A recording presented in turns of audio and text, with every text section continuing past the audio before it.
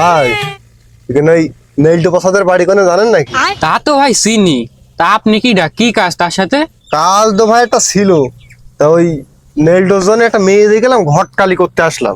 তা একটু যদি দেখি দেন আমার খুব উপকার হইতো।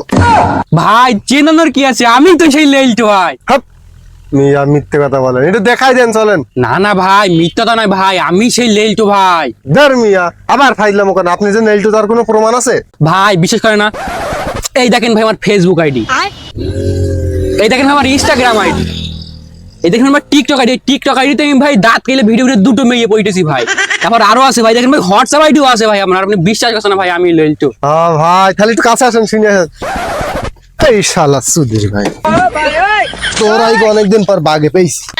আজ 1 মাস যাবো তুই কিস্তি দিসনি, ফোন দিলি ফোন ধরিস নি, আর এখানে তুই আমার পরিচয় দিছিস তুই নেইলটু। দে টাকা দে, কিস্তির টাকা দে।